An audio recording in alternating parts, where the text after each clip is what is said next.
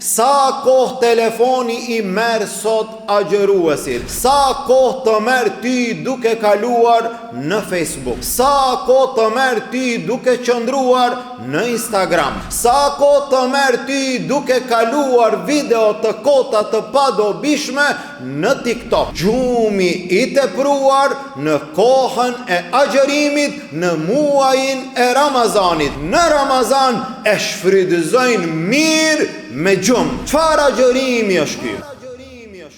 Innal hamdalillah nahmaduhu ta'ala wa nasta'inuhu wa nastaghfiruh wa na'udhu billahi min shururi anfusina wa min sayyiati a'malina.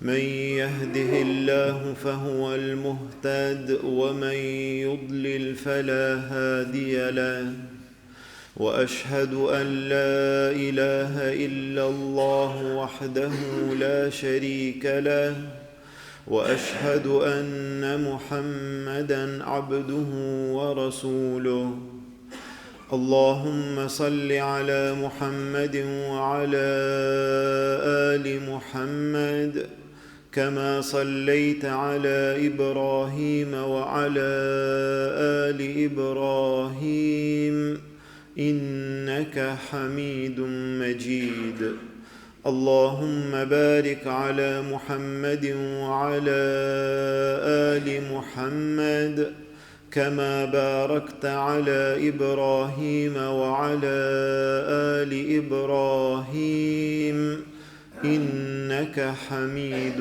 مجيد. Falënderimi takon Allahut subhanahu wa ta'ala, atë falenderojmë dhe vetëm prej tij ndihmë dhe falje kërkojmë. Salavatet dhe selamet tona ja dërgojmë dashurit ton Muhammedit sallallahu alaihi wasallam, familjes tij, shokëve të tij dhe gjithë atyre që e pasojnë rrugën e tij deri në ditën e gjykimit. Vëllezër të nderuar, jemi në këtë muaj të bekuar, në këtë muaj madhështor, në këtë muaj me shumë mirësi, në këtë muaj me shumë vlera, në muajin e bekuar të Ramazanit. Erdhi Ramazani, kalojnë ditët dhe kalojnë netët, kalojnë momentet e çmuara që ne duhet të mundohemi të shfrytëzojmë ato me ibadete të ndryshme ndaj Allahut Azza wa Jall. Erdhi Ramazani, prej ditës së parë, prej natës së parë, u hapën dyert e xhenetit, u mbyllën dyert e xhehenemit, u prangosën shejtanët. Hym në një muaj të madh në të cilën kemi mundësi që të afrohemi tek Allahu Azza wa Jall, të ngritemi me iman ndaj Allahut Azza wa Jall, të pastrohemi nga gjunahet tona të shumta, të mëdhaja edhe të vogla, të shpresojmë që të lirohemi nga zjarri i xhehenemit, të shpresojmë të arrijmë në shpërblimin në xhenetin e Allahut Azza wa Jall. Me gjitha këto të mira, me gjitha këto begati, me gjitha këto shpërblime, muaji i Ramazanit është i shkurt, është vetëm disa ditë, ashtu siç tha Allahu Azza wa Jall në Kur'an, ayyaman ma'dudat, disa ditë të numruara.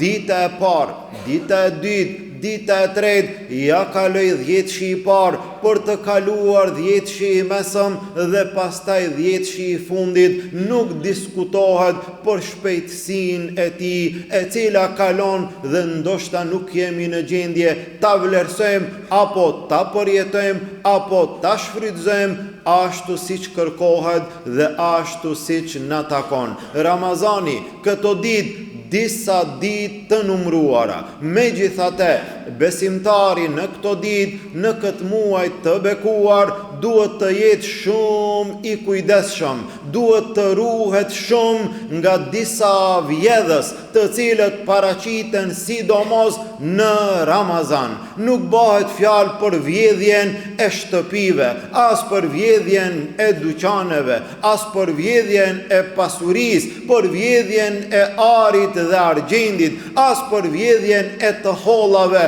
Bëhet fjalë për një vjedhje e cila është më e rrezikshme, e cila është më e dëmshme, për një vjedhje e cila ka të bëjë me ibadetin ton ndaj Allahut Azza wa Jall. Paraqiten disa vjedhës të cilët ty ta vjedhin Ramazanin, ta vjedhin ibadetin, ta vjedhin teravin, ta vjedhin leximin e Kur'anit, dhikrin, duan e kështu me radhë, ta vjedhin kohën dhe ndoshta ti nuk e vren fare dhe ndoshta në fund e kupton se erdhi dita e fundit e Ramazanit. Çka arrita, çka realizova, deri ku mrina? A është Allahu Azza wa Jall i kënaqur me mua gjatë këtij muaji të Ramazanit, në këto ditë dhe në këto net të cilat kalojnë në këtë mënyrë? Allahu me mua,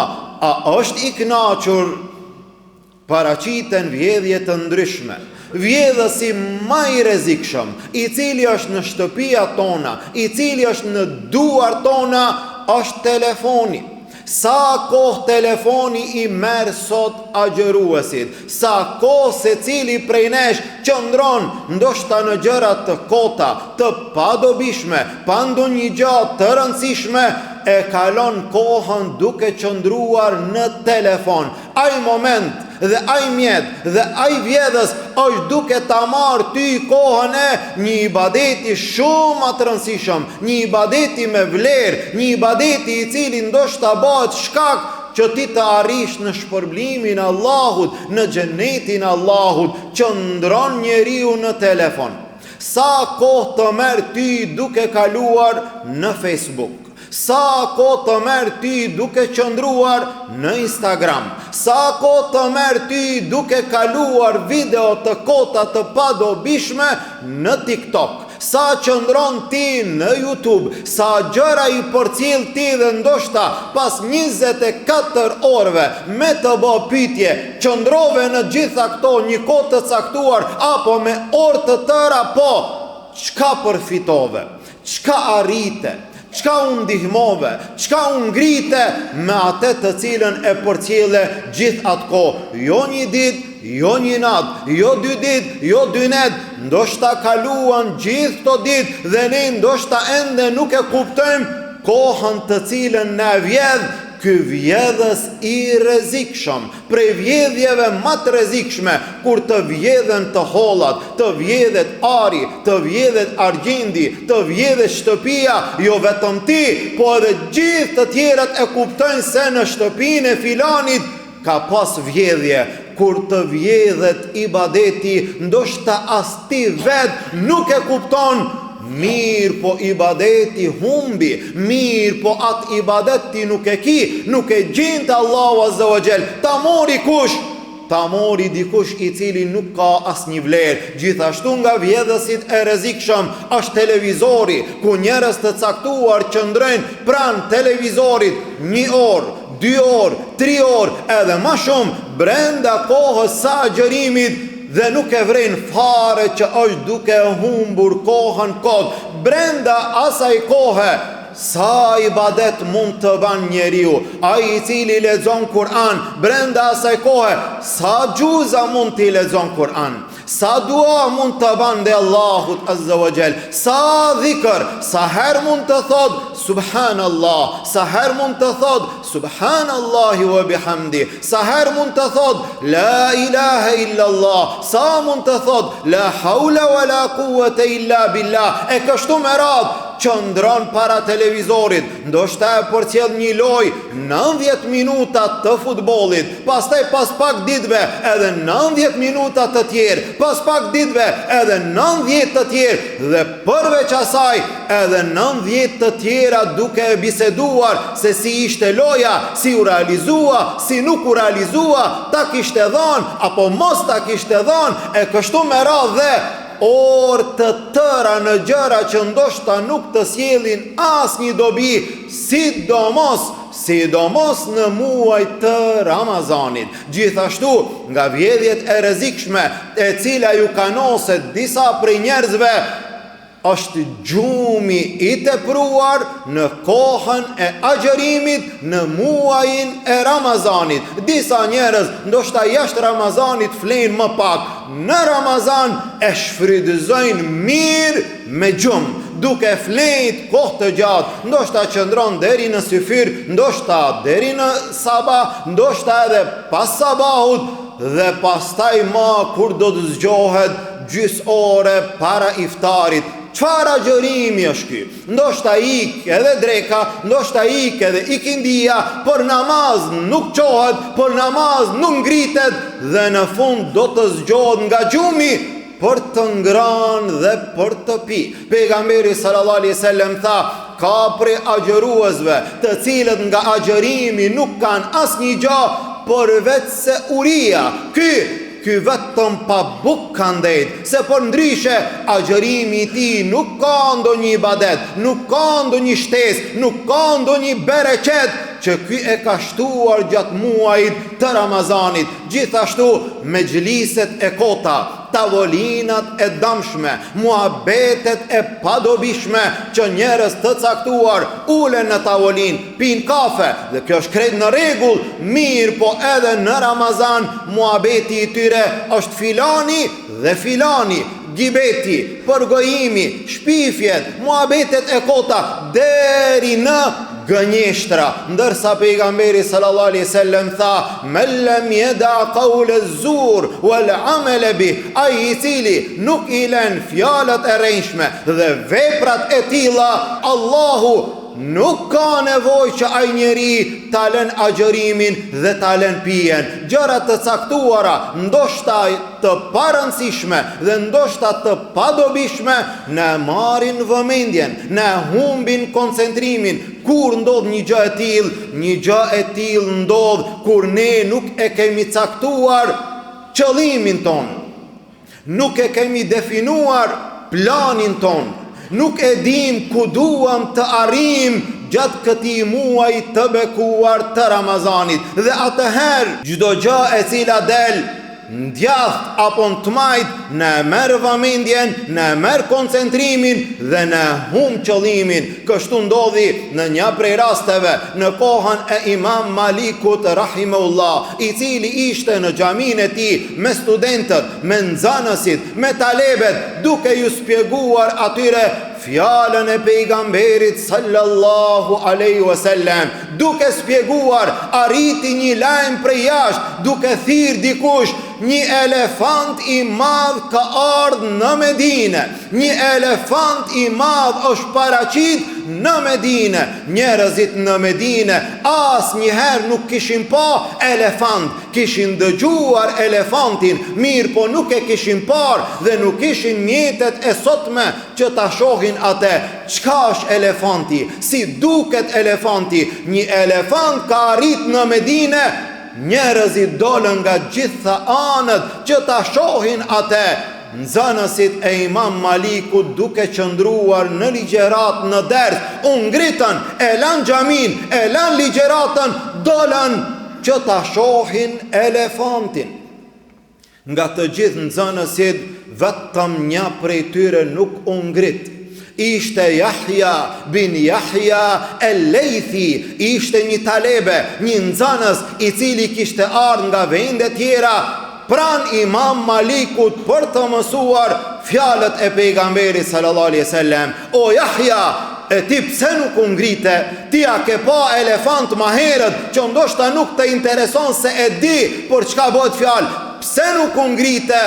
Tha, o Imam, Une nuk kam ardhur në Medinë që ta shoh elefantin.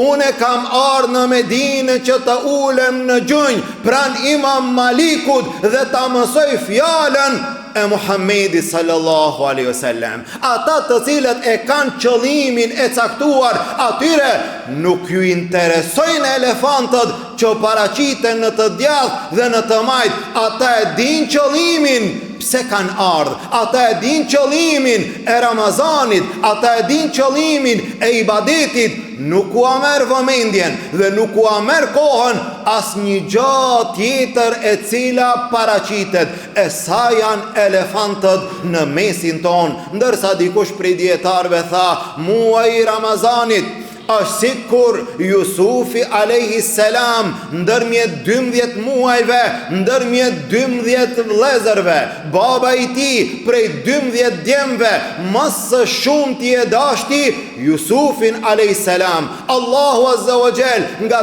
12 muaj më së shumti e don Ramazanin, këtë muaj të bekuar. Mirë po ju Jusufin alayhis salam mos e hudhni në bunar.